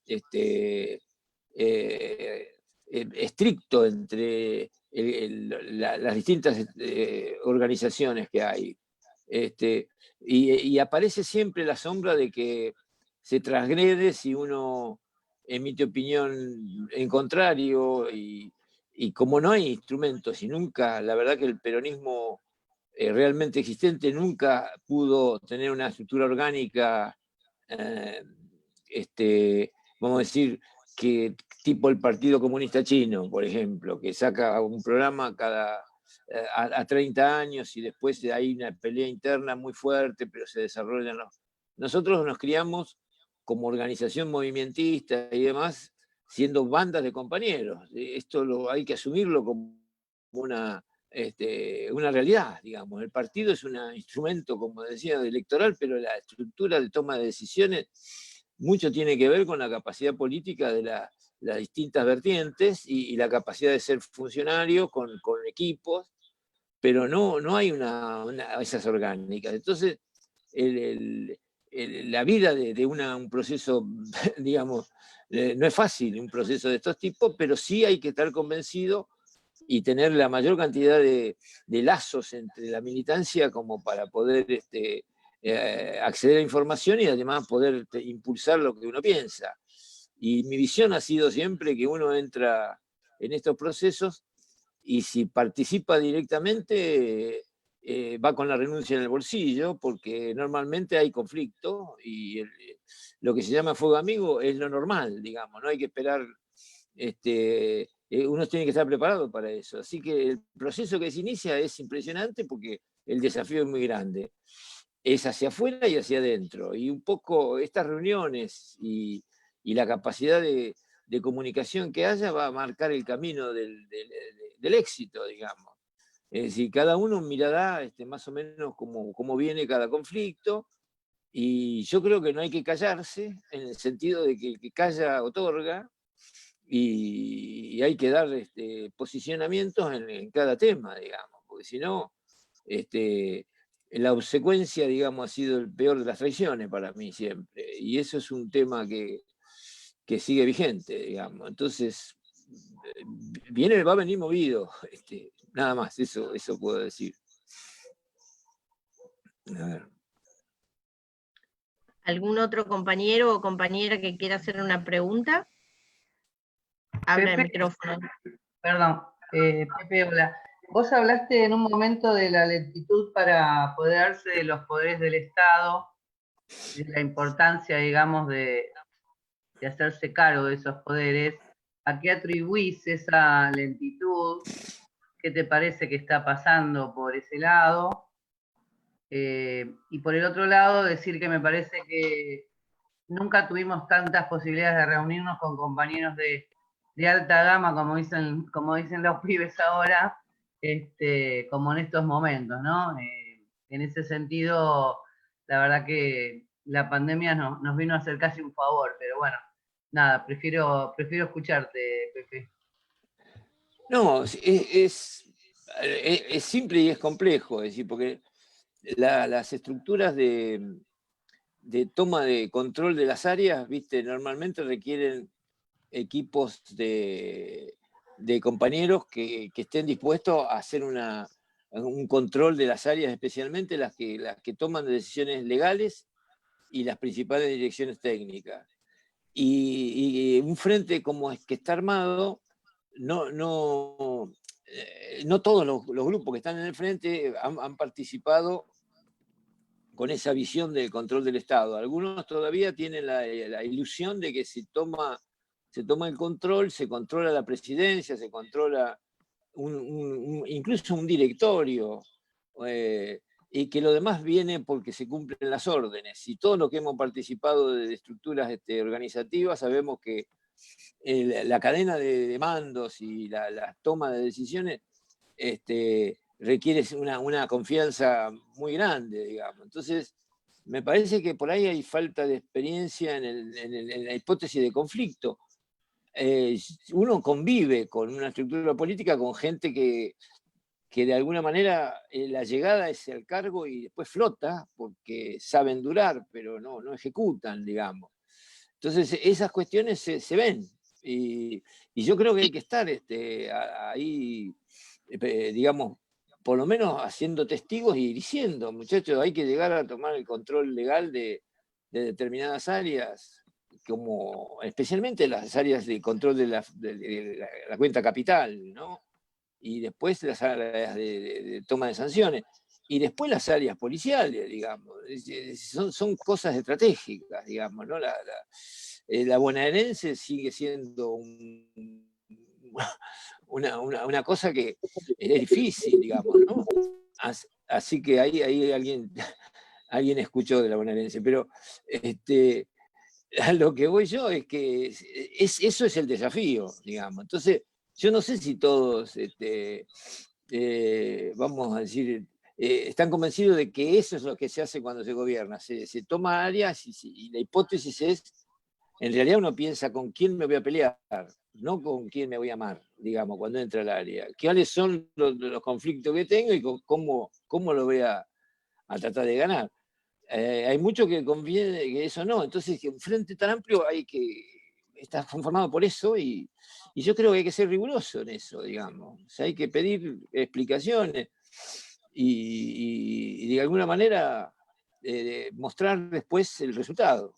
El caso Vicentín es testigo, digamos, ¿no? Y de ahí vuelta, qué sé yo. Digamos, para decir un ejemplo de lo que a mí me parece que no debe ser. Yo no puedo ir a tocar timbre y esperar que me abran la puerta. Así que ahí cambio al celular, a ver si me dejan entrar.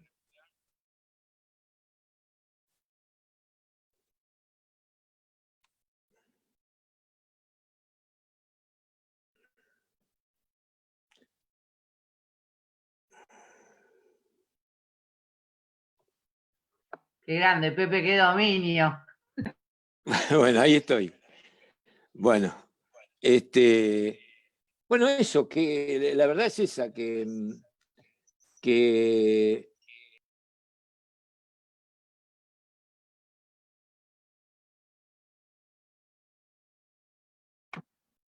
Pepe, tenés cerrado el micrófono, no sé por dónde estás, si estás por el teléfono.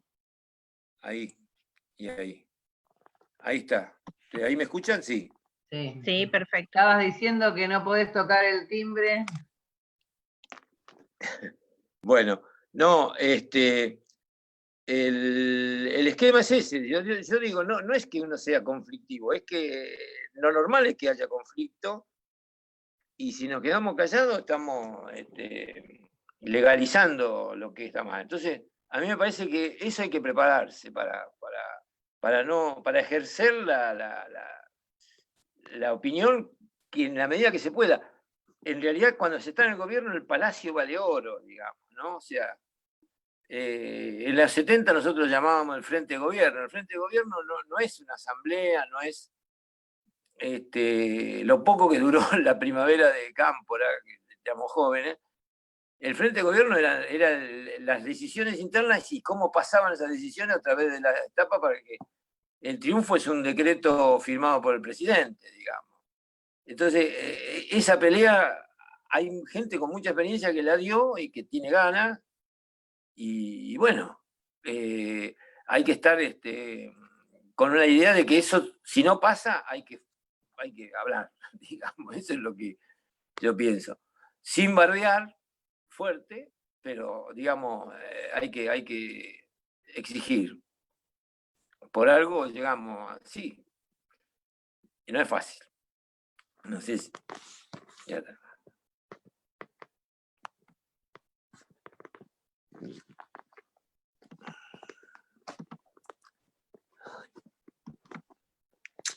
Gracias, Pepe.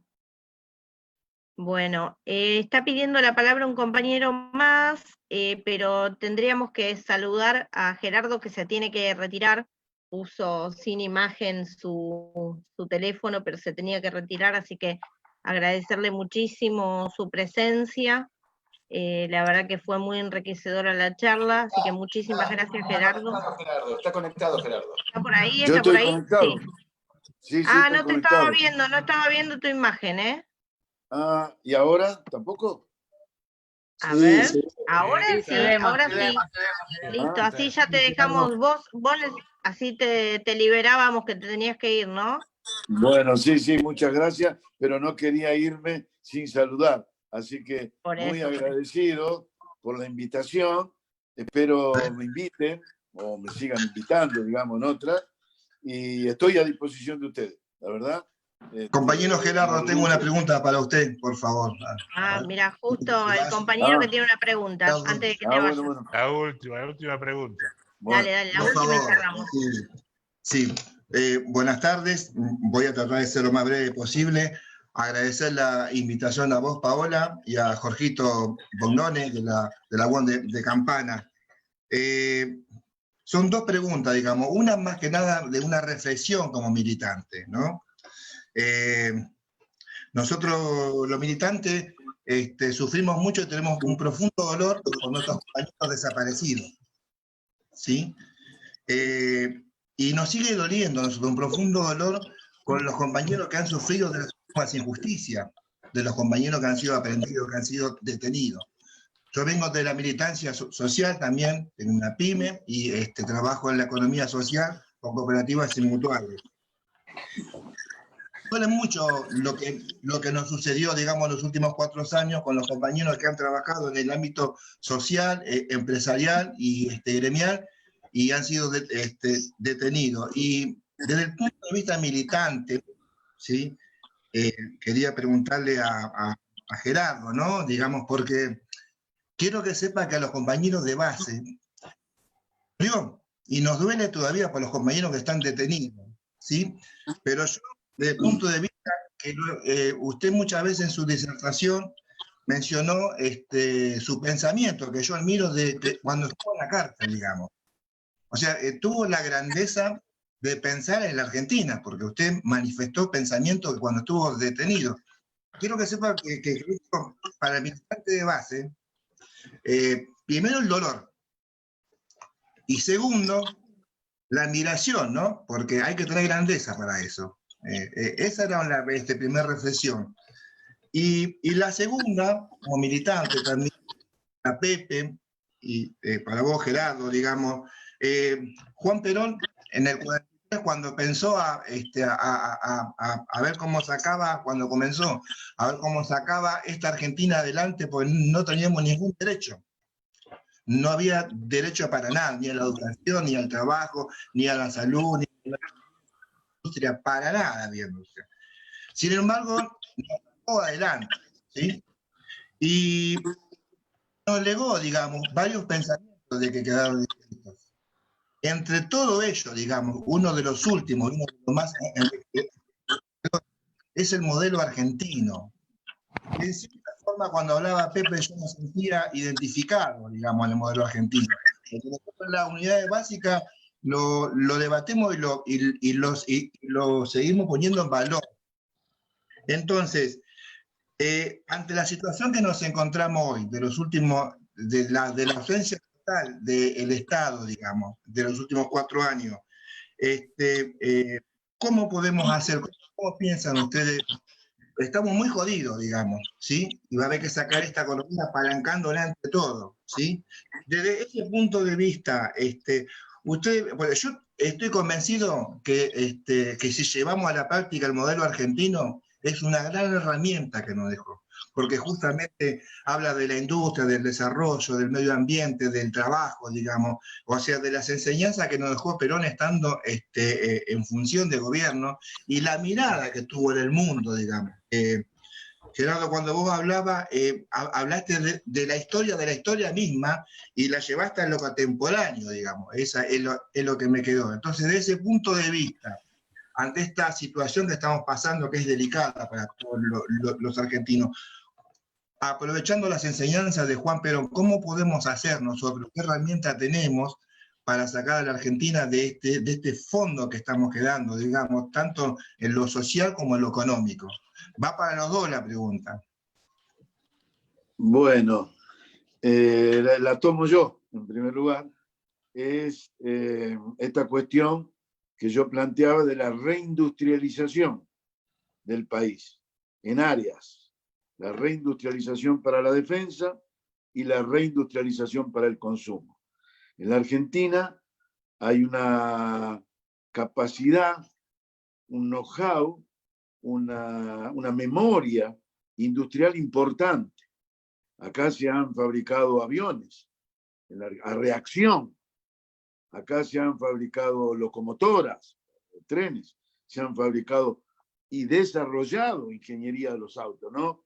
No es que somos una industria de ensamble de aviones como es la Embraer, o de ensamble de autos como son la Toyota. No, acá se desarrolló íntegramente la industria, con know-how propio, ingeniería propia y tecnología propia. Fue un país que es el que debe retomarse. Todo esto de la mano de Perón. La ingeniería nuclear arrancó Perón, digamos, en el 47.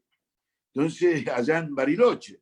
Entonces, y se hizo un grado de desarrollo interrumpido por los distintos golpes militares, como el del 55, como el del 66, como el del 76, pero vuelto a continuar en cada etapa de gobierno democrático y popular, se retomaban esas enseñanzas. Bueno, ahora hay que retomar esas enseñanzas de la reindustrialización con esto, digamos, en la memoria, con Cristina y Alberto, y en alianza con estados ahora, Estado, el Estado argentino con el Estado de la Federación Rusa. ¿Para qué? Para volver a producir aviones, si se puede, radares, satélites, consolidar la tecnología,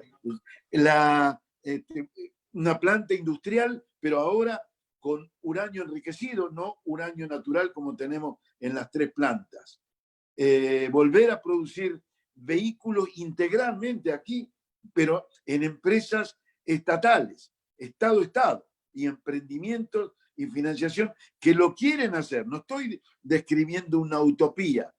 Tenemos, como dije yo, en 1810, mejoradas las condiciones, porque Argentina tiene una líder, que es Cristina Fernández, que tiene trato directo con Putin, que es uno de los líderes del nuevo orden, y trato directo con Xi Jinping, que es uno de los líderes del nuevo orden internacional. Entonces, esa profundización de los acuerdos va a permitir que aquí, en Argentina, por ejemplo, para la central nuclear Hualong, que China tiene alto interés con uranio enriquecido, hacer alianza Estado-Estado, en donde participan hasta 250 pymes para fabricar localmente todo lo que se necesita, pero con asociaciones mixtas, Estado argentino y Estado y la empresa pyme, que fabriquen ¿qué? Fabriquen y las cañerías, que fabriquen las bombas, que fabriquen los cables, los elementos de control, todo acá, con transferencia de tecnología de la empresa estatal china. Y eso da lugar a miles y miles de puestos de trabajo. Genera inversión y genera un aumento del patrimonio nacional. Se puede llevar a la industria automotriz, como le dijo Xi Jinping a Cristina. Y ahí participan decenas y decenas de pymes para fabricar los componentes de autopartes, siempre asociada con el Estado argentino. Ese es mi modelo de reindustrialización. Hoy está, ya lo pensé en la cárcel, pero se actualiza y profundiza con la pandemia, porque ahora es como que son los únicos países que quieren venir a invertir en la Argentina. Ese es mi pensamiento, compañero. Agradezco los conceptos y bueno, ahora si no hay más, me puedo despedir y los saludo a todos. Un abrazo para todos los participantes. Gracias, Muchas Gerardo. gracias, compañero. Muchas gracias. Hay un Gerardo. compañero Hasta que tiene la mano próxima. levantada. Mario Gerard tiene la mano levantada. No sé si quiere hacer una pregunta. Sí, ¿cómo no? Mira, quería hacer una observación que de alguna manera deja abierta la continuidad, y especialmente, no lo conocía personalmente, sí he leído a Gerardo Ferreira, creo que es central lo que él dice, creo que justamente personalidades de la presencia que tiene Ferreira, a margen de ser empresarios calificarlo poco, ser alguien que tiene visión estratégica y conocimiento de alguna manera tecnológico y vinculado a una mirada de la ciencia, es la variable fundamental. Yo veo justamente que se habla poco en términos estratégicos y estamos mucho alrededor de cuál será el estado de ánimo de este personaje que nos ha gobernado 4 años. Esa es una debilidad, sin lugar a dudas. Es reducir la inteligencia a términos de chusmerío con algún agregado de tipo intelectual. Perdone que me dirija de esta manera, pero creo que tenemos que ir por otros caminos. Y la presencia tanto de Pepe Svatella, que lo conozco hace mucho tiempo y tengo una gran consideración por él, como de Ferreira, ha puesto, digamos, el tiempo dedicado a nosotros en nuestra inteligencia a cosas que generalmente son por las cuales hay que ir. La Argentina, de alguna manera, o nosotros, si queremos mantener una estructura medianamente ubicada en el marco de las relaciones de poder que se vienen en el ámbito geopolítico, debemos pensar en términos estratégicos y debemos evaluar todos los recursos y todas las necesidades que tenemos para poder pensar eso, mantener y construir. Si no, desgraciadamente, apelando al uso de esa concepción amplia, amplísima, que es esencial, que es el pensamiento estratégico, vamos a tender lentamente a desaparecer, como ha venido ocurriendo de alguna manera a partir de la restauración conservadora y el proceso neoliberal, del cual no lo entendemos. Desde el año 75, con el desembarco, de alguna manera, en el Estado del señor Ricardo Sim, empezó una larga cadena concatenada, que se habrá reducido o no, de un proceso que hoy, por estos 4 años, hemos vivido una etapa durísima, pero que hubo construcciones en todos los ámbitos. Creo que no ver eso es no pensar en términos estratégicos, y justamente lo que hay que hacer es generar think tank, de alguna manera, de alto nivel intelectual, trabajando en esto, y adosarlo de todos los requerimientos de la Big Data para esta cosa, no para hacer seguimiento ni vender productos, y disponer de información muy fuerte para poder llevar adelante un desafío que nosotros lo pensamos, lo hablamos, pero que es muy complejo, y si no lo abordamos con la suficiente responsabilidad, vamos a ir de frustración en frustración. Yo dejo esto como alternativa y vuelvo a decirle, creo que Ferreira es alguien que piensa en estos términos, como hay otras personalidades. Yo creo mucho en aquellos científicos que tienen una visión estratégica, que tienen una mirada de país, y tratar de articular a través de poner todos los recursos en la ciencia y en la tecnología en frontera y en toda la concepción productiva para transformar eso en hechos reales, está nuestra posibilidad. De lo contrario, vamos a estar siempre en una gran debilidad. No sé, dejo esto para para poder hablar, ¿no? Sobre mi reflexión. Muchas gracias, compañero. Gracias, compañero. Muchas gracias. Quería hacer mención, si me permitís, Antonio, saludar a los compañeros de la Mesa Nacional de Unidad PYME, que están acá acompañándonos también. Quique Rufo, el querido Juan Scioli, Gustavo Castel, son varios compañeros, estamos todos trabajando por las pymes hace tiempo, es una mesa de unidad nacional, en donde hay 13 entidades fundadoras y un montón de entidades adherentes de todo el país, e invitarlos a la conformación del primer Congreso Industrial del Consenso Nacional. Este próximo martes 4 a las 14 horas vamos a estar trabajando en la formación de las mesas de trabajo que va a tener este congreso, que se va a desarrollar en noviembre. La idea del congreso es tener una mirada muy pyme, poniéndole la impronta nacional que necesitamos para el crecimiento del consumo interno y de las mercancías exportables. Así que me gustaría invitarlos a todos. Después voy a mandar la invitación, Antonio, para que la puedas pasar a los compañeros y compañeras que estuvieron hoy acá, y va a estar en las redes, por supuesto, de la mesa, porque me parece que es una construcción que nos debemos, sobre todo construir la industria nacional con las pymes adentro, pensando desde el lugar de las pymes. Así que, en principio, quería contarles eso. Así que muchísimas gracias. Cerrá vos, Antonio.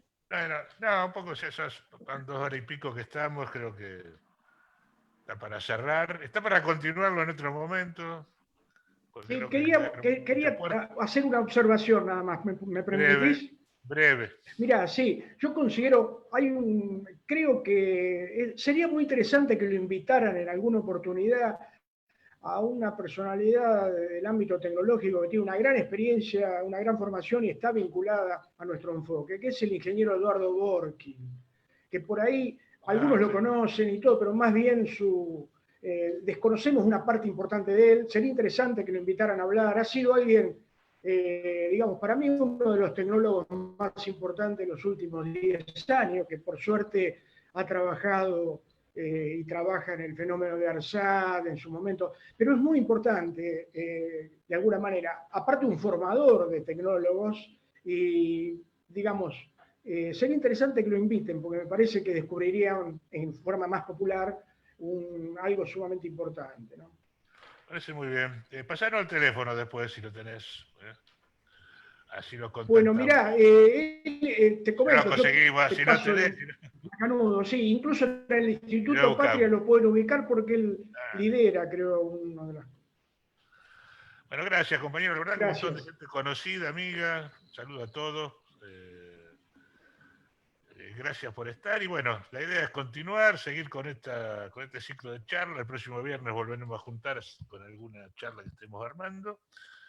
Creo que esta charla con Gerardo y con Pepe dio para mucho más. Está para seguirla haciendo, así que le vamos a poner una próxima fecha. Vamos a comprometerlo a Pepe, que todavía está acá, y a Gerardo para una próxima reunión. Creo que fue altamente positiva y muy enriquecedora. Bueno, de mi parte, gracias a todos, gracias a los compañeros, gracias Pepe. Gracias. Bueno, le damos un aplauso por el Pepe. Gracias. Gracias. Gracias a No los sé si me compañeros. ven. No te vemos, te escuchamos, Claudio. Bueno, Gracias, compañeros, no tenés cámara. Grande, gracias, Pepe. muy bueno. Gracias a los compañeros de la mesa Gracias, un empresaria. lujo. Una charla de lujo. Gracias a todos. Gracias por la invitación. Hasta la próxima, compañero. A la próxima. Gracias. Hasta la próxima. Gracias.